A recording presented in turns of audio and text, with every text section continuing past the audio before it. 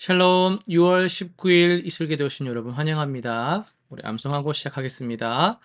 갓난아기들 같이 순전하고 신령한 자들 사모하라. 이는 그로 말미암아 너희로 구원에 이르도록 자라게 하려 함이라. 아멘.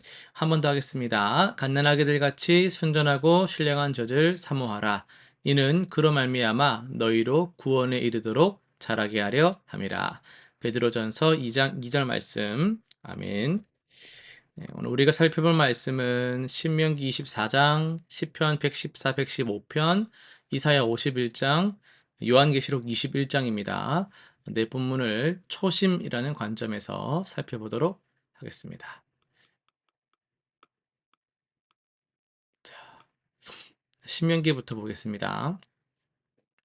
하나님께서 이스라엘 백성들에게 사회적 약자를 보호하라고 명하시면서 너는 애굽에서 종되었던 것을 기억하라고 반복하시죠.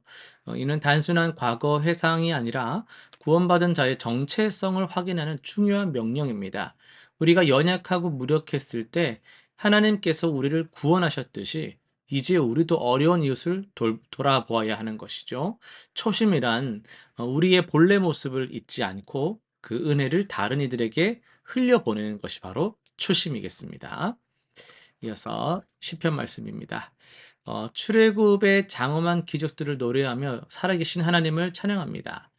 바다가 갈라지고 산들이 뛰놀았던 그 권능의 역사는 하나님 백성들의 마음에 영원히 새겨야 할 초심이죠.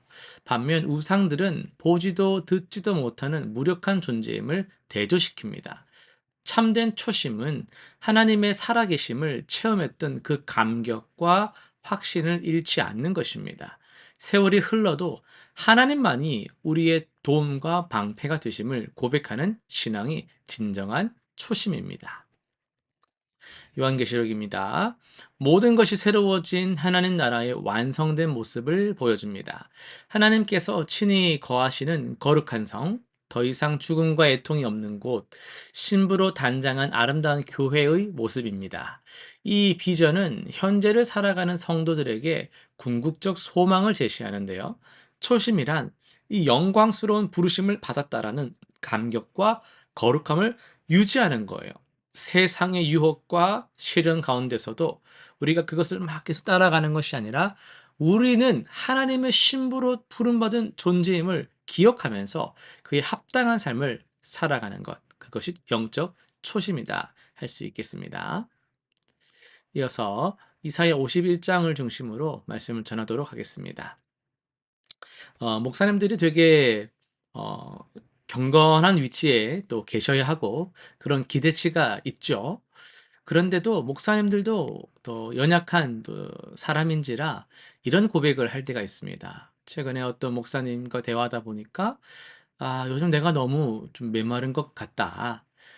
처음 신학교에 입학했을 때 그 뜨거운 마음이 이제 나한텐 전혀 느껴지지가 않는다. 뭐 이런 대화를 잠깐 나눈 적이 있습니다.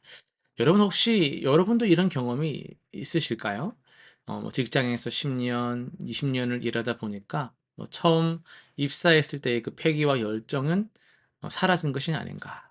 또 결혼으로 보면요. 그런 결혼하기 전 또 결혼 초기의 그 설렘과 사랑이 일상의 무료함 속에 묻혀버린 것은 아닌지요.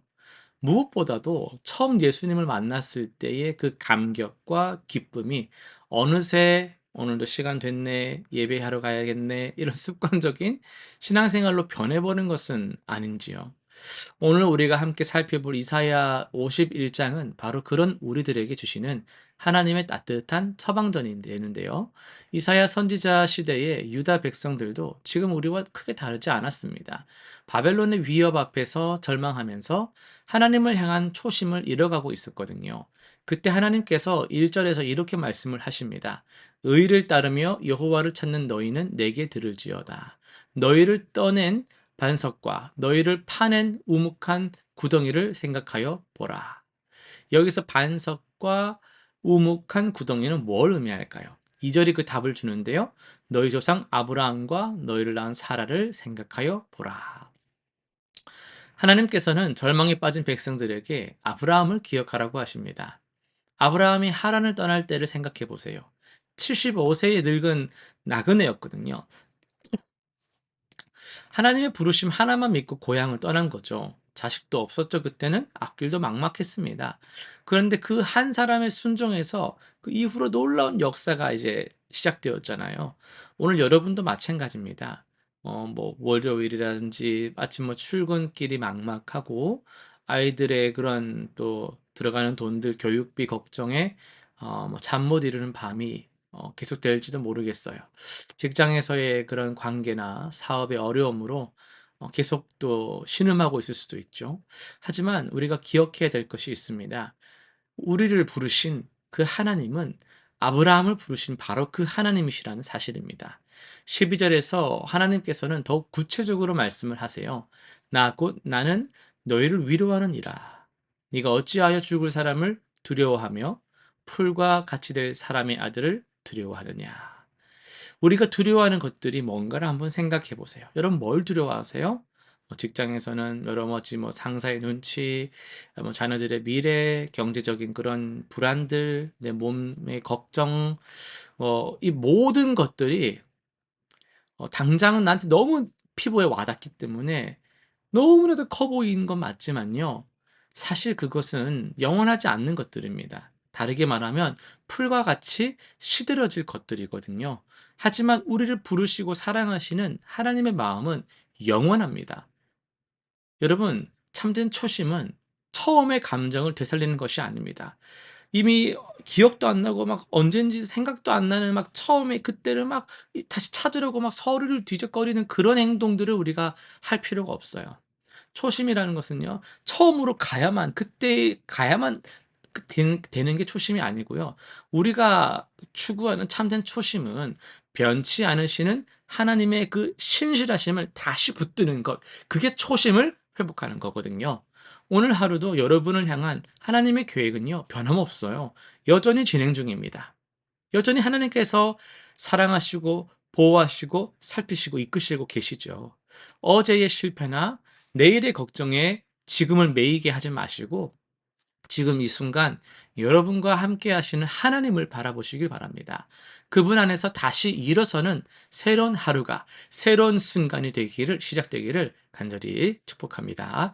실천사항 세 가지 한번 정리해 볼 텐데요. 아침이면 좋겠어요. 첫 번째는요, 매일 아침 감사 기도로 시작을 한번 해보세요. 일어나자마자 스마트폰으로 탁 이렇게 뭔가 넘어가는 그런 것보다도 일어나자마자 누운 자리도 괜찮아요. 근데 또 다시 잠들 수 있으니까 잠깐 일어나서 하나님 아버지 또 새 하루를 주셔서 감사합니다 하면서 3 분, 5 분이라도 하나님께서 주신 새로운 하루에 감사하면서 오늘도 주님과 동행하기를 구하는 기도로 하루를 시작해 보시기를 바랍니다. 두 번째는요. 가족과 함께 은혜를 나누면 좋겠습니다.